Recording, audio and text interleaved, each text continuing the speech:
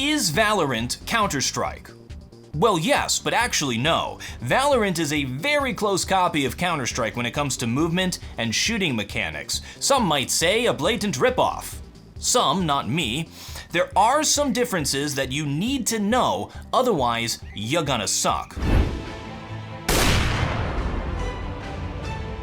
Greetings, TheWarOwl greets you. There's a lot of nuanced differences between Counter-Strike and Valorant, and after about 50 hours of gameplay, I've noticed a few. For example, in Counter-Strike, there's 4 different damage zones: head, chest, abdomen, and legs. In Valorant, there's just 3. The chest and the abdomen are combined into body. And yes, all of these differences matter quite a bit. For example, in Counter-Strike, you can take the deagle and 2-shot the abdomen for a kill. Can't do that in Valorant. You could take the sheriff and 2-shot the abdomen, but there is no abdomen. It counts as a body shot, so it's not gonna be a kill. You can see how that could be very important. This video is for people who know Counter-Strike really well, or people who are completely new to the genre and want to learn a little bit about the movement and shooting mechanics of Valorant. There's a lot that's the same in these games: shift walks, control crouches, and left-click shoots. In both games, shots are hit scan, which means there's no bullet travel time and there's no bullet drop. You click, boom, the shot registers, straight line. But wait, Mr. TheWarOwl, I clicked on something and my shots didn't go where I was aiming. Are these games broken? Well, yes, but actually no. Your crosshair is always in the center of your screen, but there's 3 different types of inaccuracy that determine how far off from the center of your screen the shot actually goes. They are spread, which is the natural inaccuracy of each weapon. You can't control or predict this one, it's just random, and yeah, the first shot is not going to be perfectly accurate. Movement inaccuracy: the more you're moving, the less accurate your shots are. And recoil, which is where your screen pops up after you shoot. All 3 are in both games, and all 3 are calculated the same way as far as I can tell, with some slight differences. In Counter-Strike, recoil is a set pattern every time. Each weapon is going to behave the same way every time you fire it, so you get what's called a recoil pattern. In Valorant, recoil has some randomness to it, so you're going to get a different recoil pattern every time you fire. It starts off fairly consistent, but once the recoil pattern reaches its max elevation, it starts to sway side to side randomly. Vertical recoil is consistent, but horizontal recoil is random. You can't predict it.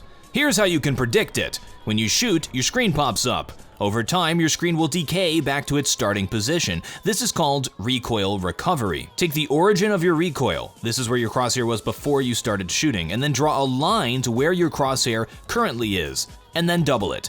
That's it. That's where the next shot is going to go. That's how recoil works in both games. It's elegant. When you're actually playing, though, you move your mouse, you walk around, you're gonna lose track of all of this stuff. You can't do the advanced trigonometries in your noggin. But you can develop a feeling for it. It takes hundreds of hours of practice, but you can do it. You can get better at the shooting mechanics in these games, even when the horizontal recoil is random like it is in Valorant. I mean, that's kind of how CS 1.6 was. Is that our dirty little secret, that Valorant is secretly 1.6 in disguise back from the grave? Or is our dirty little secret that the anti-cheat's really intrusive? But I mean, I guess that's not a secret anymore. I just noticed this while editing. It looks like the top of the crosshair disappears when the recoil pattern becomes random, so there's a visual indicator on the screen. Counter-Strike has scopes on the SG and the AUG. Valorant has scopes on all of them. I guess that's how they nerfed the SG. The menu tells you exactly what the scopes do, including how much zoom it is. For the cheap SMG and the cheap rifle, aiming down the sights gives you a burst fire mechanic. For the other weapons, they're more accurate, but they also have a 10% reduction in the rate of fire. I find it interesting that 10% is the exact reduction in rate of fire from the M4A4 to the AK-47. That has to be deliberate. A reduced rate of fire means a tighter spray pattern because it gives more time in between shots for recoil decay. All this information can be found in the buy menu, but what they don't tell you in the menu is that the scoping reduces your movement speed by 25%. That's significant, so don't walk around the map looking through the scope, or I will find you and I will mock you. You can use the scope for passively holding long-range angles with weapons that have bad first-shot accuracy like the Vandal. As we'll learn later, movement is very slow in Valorant, and tagging is extreme. So when you engage an enemy, you gotta take the shot. So I see no problem with scoping when engaging. But most engagements in Valorant are gonna be close range, so you're probably not gonna use it very much. Let's talk damage reduction over distance. In Counter-Strike, there's a direct correlation between distance from the enemy and damage done. In Valorant, it's stepped, very specific, and sometimes doesn't exist at all. For example, the Vandal, which is the equivalent to the AK-47, does not have damage reduction over distance. It will always be a one-hit headshot. The Phantom, which is the equivalent to the M4A4, does 156 damage to the head up to 15 meters, which is a one-tap headshot, then gets reduced to 140 damage up to 30 meters, which is not a one-tap headshot, and then reduced even further past 30 meters to 124, which isn't even a one-tap headshot against light shields. All of these numbers seem very specifically picked. You gotta learn them for each weapon, and yes, I can speak even faster than that. In Counter-Strike, the shotguns have a spread pattern. Oh, I'm sorry. A spread pattern, which means the pattern of the pellets is consistent. You can get good with the shotguns. You usually aim for the head. In Valorant, you got a circle, and the pellets are evenly distributed in the circle. What I'm trying to say is, there's no skill here. Don't aim at the head. Put the top of the circle over the top of the head like this, so your shots hit the body and the head. I tested it, I'm right, that's how you maximize damage. Interestingly, the Bucky has an alternative fire which tightens the pattern. At 5 meters, use the left click for a one-hit kill. At 10 meters, use the right click for a one-hit kill. Past that distance, don't use the shotguns. Do we gotta talk about light machine guns? Cause I don't want to. Whatever, in Counter-Strike, the Negev starts off inaccurate. As you spray it, it becomes accurate. Very weird. In Valorant, the machine gun starts off with a low rate of fire. As you spray it, the rate of fire increases. Very weird. Still not gonna use them though, because I like headshots.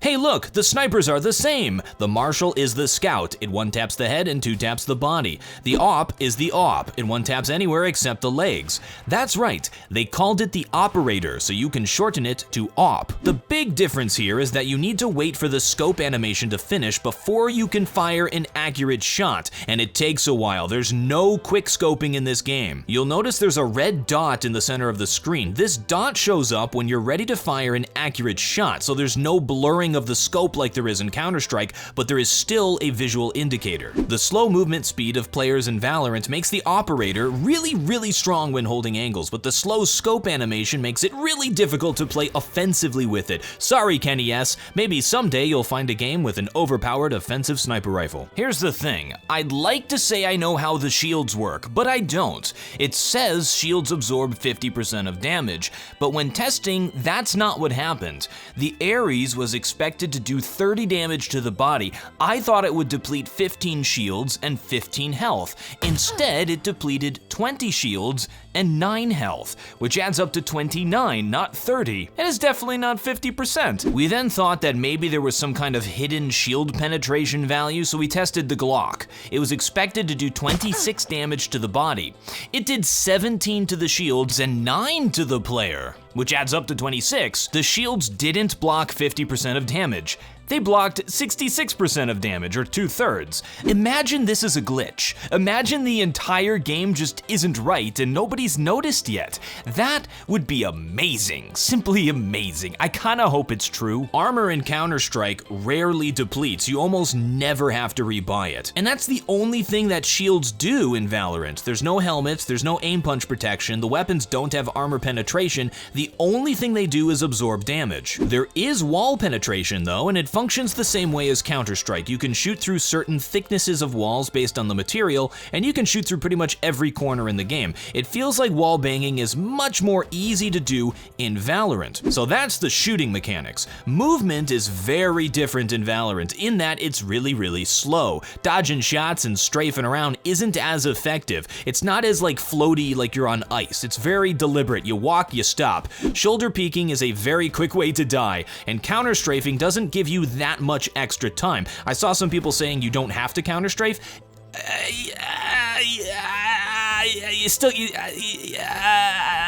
you still gotta counter-strafe. This is what makes the shooting feel so much easier in Valorant. The fact that the players are a lot easier to hit, and when you do hit them, they get tagged hard. Tagging is when a player is slowed after they get shot. It's so extreme in Valorant that simply getting hit will stop you immediately, regardless of what weapon you got hit with, regardless of what weapon you're carrying, and regardless of if you had shields or not. If you engage an enemy in Valorant, you need to go for the shot. Every single time. You cannot escape. Well, unless you're Jet and you can just zoom out of the way by clicking one button. What are you doing with a knife?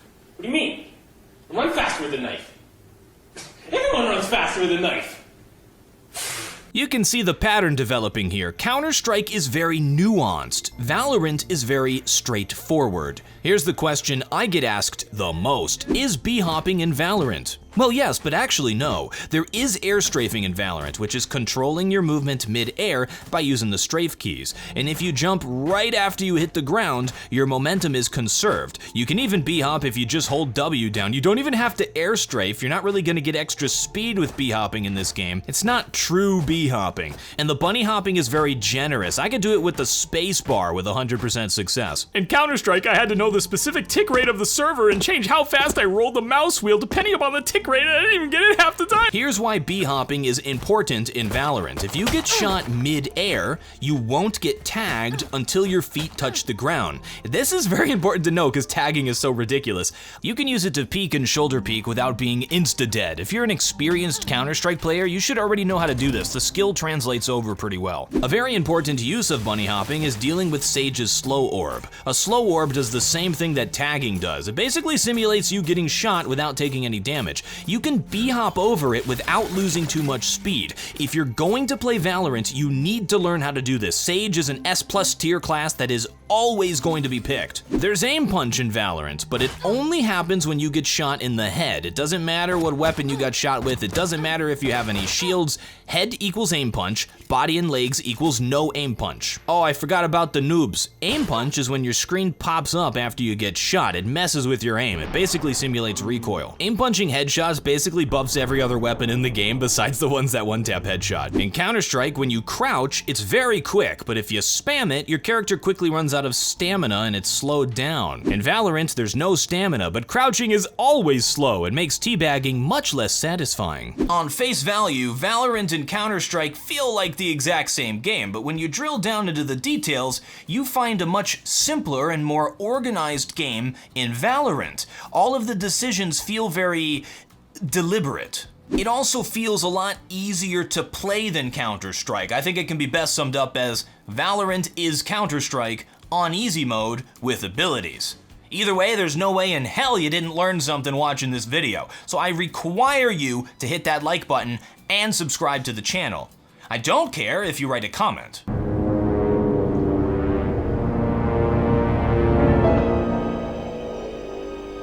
Oh, and thank you very much for watching. I appreciate all the support you guys have given me lately. This year, I've been having fun doing this again. Thank you so much for watching. I'm TheWarOwl, and I still have no closer.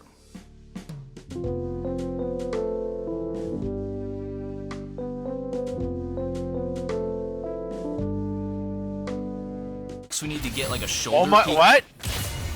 What? You can res yourself? Which is the real Sage? Which is the real Sage?